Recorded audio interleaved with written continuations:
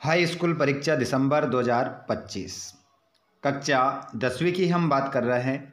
18 दिसंबर को कक्षा 10वीं का रुक जाना नहीं परीक्षा दिसंबर 2025 का जो पेपर है बच्चों, वो किस प्रकार आने वाला है, उसका पूरा पेपर का हल यहाँ पर हम करने वाले हैं। अगर आपने हिंदी विषय में कुछ भी नहीं पढ़ा है विद्यार्थियों, तो बस इतना ही पढ़ लीजिएगा जो इस वीडियो में आपको कंप्लीट करवाए जाएंगे। आइए तो बिना देर के हम स्टार्ट करते हैं पहले क्वेश्चन से। उससे पहले अगर आप चैनल पर पहली बार आए हैं तो चैनल को सब्सक्राइब जरूर करिए और घंटी के बटन को ऑल पर करिएगा, जिससे आने वाले आपके रुक जाना नहीं आ लौट चले योजना के सभी पेपर के वीडियो आपको मिल सके। आइए बच्चों, 18 दिसंबर के लिए और आपके जो परीक्षा स्टार्ट हो रही है उसके जो पेपर है वो सभी आपको यहाँ पर प्रोवाइड करवाए जाएंगे। तो आपने अगर चैनल को सब्सक्राइब नहीं किया है तो चैनल को ज़रूर सब्सक्राइब करें। आइए बढ़ते हम आगे पहले क्वेश्चन से। पहला क्वेश्चन आपकी स्क्रीन पर आएगा। छायावाद के आधार स्तंभ कवि नहीं है। तो छायावाद के आधार स्तंभ कवि कौन नहीं है? तो यहाँ पर आपका जो उत्तर हो जाएगा, देखिए निराला जी हैं, महादेव वर्मा भी है, जयशंकर प्रसाद भी है, सूरदास जी नहीं है। नहीं पूछा है तो हमारा द ऑप्शन सही होगा। अगला क्वेश्चन, नंद नंदन का प्रयोग किया गया है। तो नंद नंदन का जो प्रयोग किया गया है वो कृष्ण के लिए प्रयोग किया गया है। आगे चलते हैं। काव्य के भेद होते हैं। तो काव्य के जो भेद होते हैं बच्चों वो होते हैं दो। काव्य के दो भेद होते हैं, एक दृश्य काव्य होता है, एक श्रव्य काव्य होता है। अगला क्वेश्चन देखते हैं। नेताजी का चश्मा पाठ की विधा है। तो नेताजी का जो चश्मा पाठ है ये विधा है बच्चों। आपका आंसर रहेगा नेताजी का चश्मा पाठ विधा है कहानी। कहानी आपका उत्तर होगा।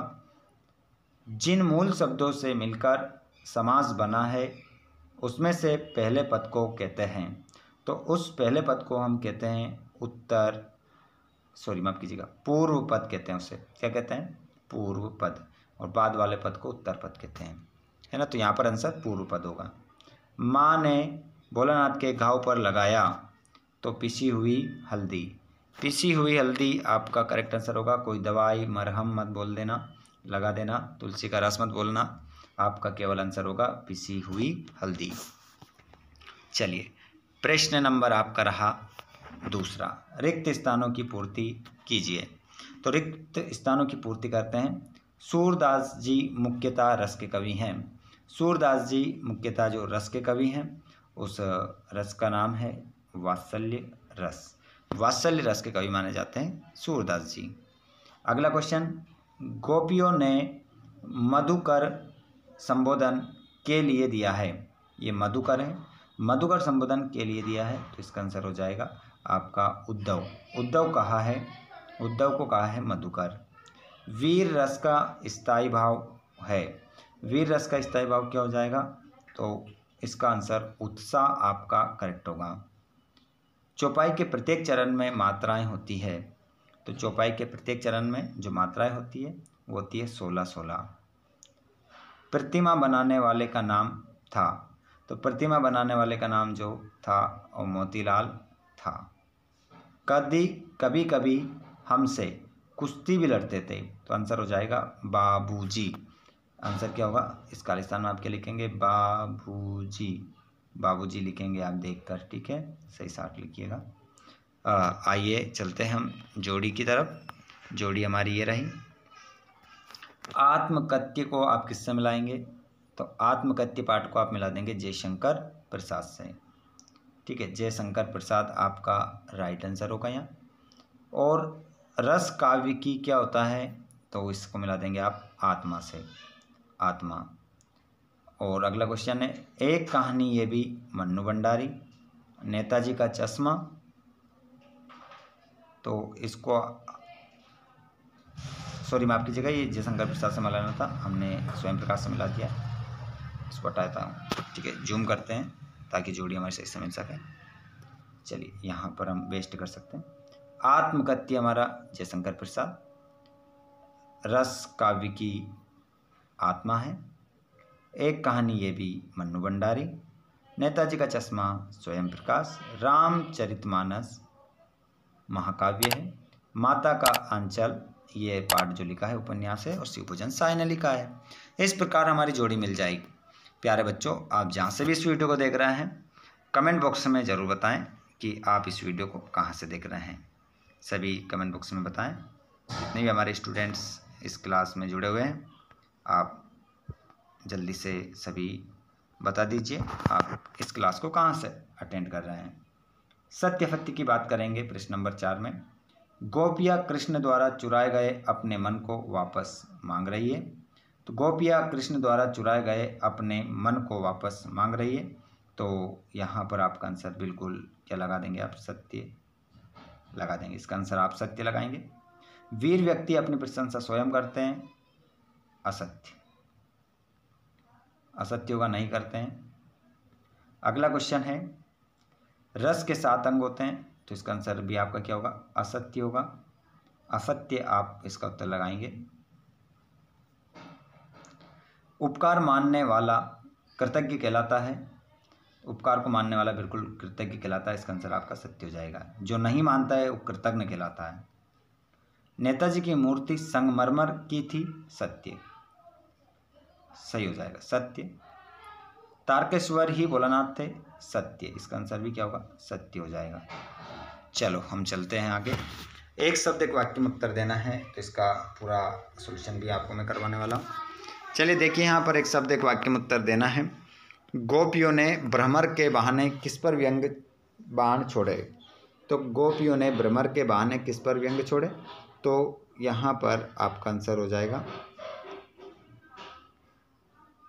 उद्धव। अगला क्वेश्चन, सूरदास भक्ति काल की किस शाखा के कवि हैं, तो आंसर हो जाएगा कृष्ण भक्ति शाखा। कृष्ण भक्ति शाखा, कृष्ण भक्ति शाखा आपका आंसर होगा। और भी हम कहें इसको तो सगुन भक्ति शाखा है ना, सगुन, सगुन के अंदर कृष्ण आती है, तो शगुन भक्ति शाखा भी हम कह सकते हैं। दोनों ही आंसर हमारे सही रहेंगे। गणों की संख्या, गणों की कुल संख्या कितनी होती है, तो इसका आंसर आपका 8 रहेगा। कंपनी के काम के सिलसिले में कस्बे से कौन गुजरते थे, तो इसका आंसर क्या होगा, हालदार साहब। चलो लिखने के लिए थोड़ा छोटा कर देते हैं, हालदार साहब। इसका आंसर क्या होगा, हालदार साहब। हालदार साहब आपका आंसर होगा। प्रतिदिन में कौन सा समास है, तो प्रतिदिन में कौन सा समास है, तो यहाँ पर आपका आंसर हो जाएगा अव्ययी भाव समास। अव्ययी भाव समास आपका उत्तर होगा। बरखा के बंद होते ही बाग में क्या क्या नजर आए, तो बरखा के बंद होते ही बाग में,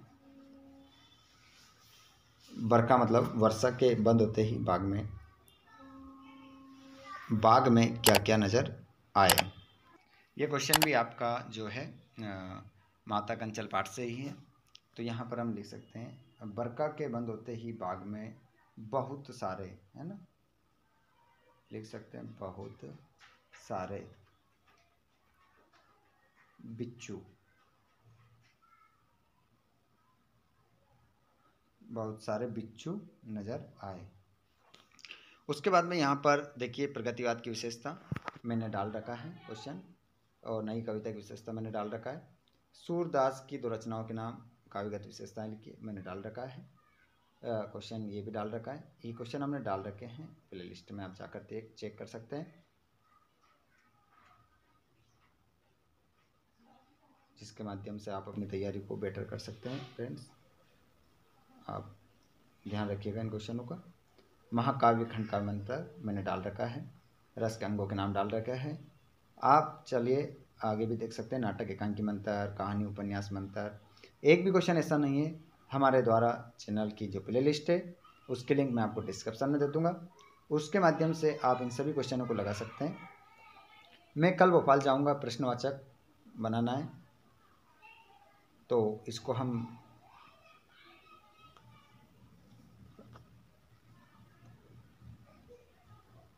मैं कल भोपाल जाऊँगी, प्रश्नवाचक बनाना है। ठीक है, तो इसको हम बना सकते हैं, क्या मैं कल भोपाल जाऊंगी। ये आपका विद्यालय निषेधवाचक, ये आपका विद्यालय नहीं है, ठीक है, नहीं लगा लेंगे। राम घर जाता है आज्ञावाचक, राम घर जाओ, ऐसा बन जाएगा। आंखों का तारा बहुत प्यारा, आंख में घी डालना, क्रोध को और बढ़ाना, गागर में सागर भरना, थोड़े में अधिक कहना, तीनों के अर्थ हो जाएंगे। माता का अंचल शीर्षक की उपयुक्तता बताइए। गंतोक को मेहनतकश बादशाहों का शेर क्यों कहा गया है, देख सकते हैं आप, ये आपके संदर्भ प्रसंग है, ठीक है, बहुत ही ज़बरदस्त क्वेश्चन पेपर है ये। आप अपने परीक्षा मार्क्स को बढ़ाने के लिए, अपने परीक्षा परिणाम को बेटर बनाने के लिए बने रहिएगा। यहाँ पर आपको क्वेश्चन नंबर 22 में क्या करना है, शाला शुल्क मुक्ति हेतु आवेदन पत्र लिखना है अपने प्राचार्य को, और यहाँ पर निबंध देख लीजिएगा आप, रूपरेखा लिखना है, उसके बाद आपको क्या करना है, निबंध लिखना है, ठीक है। तो यहाँ पर आप देख सकते हैं सभी पॉइंट है। पहला पॉइंट है शिक्षा के क्षेत्र में इंटरनेट की उपयोगिता, विद्यार्थी जीवन में खेलों का महत्व, शिक्षित बेरोजगारी का कारण एवं समाधान, दैनिक जीवन पर महंगाई का असर, ठीक है। इस प्रकार आपका क्वेश्चन पेपर पूरा सॉल्यूशन के साथ आपके सामने है। अगर आपको वीडियो अच्छा लगा हो तो वीडियो को लाइक करना, अपने दोस्तों को भी शेयर करना, अन्य वीडियोस भी आपको मिलते रहेंगे। चैनल को सब्सक्राइब करके घंटी बटन को ऑल पर करिए। धन्यवाद, थैंक्स फॉर वॉचिंग।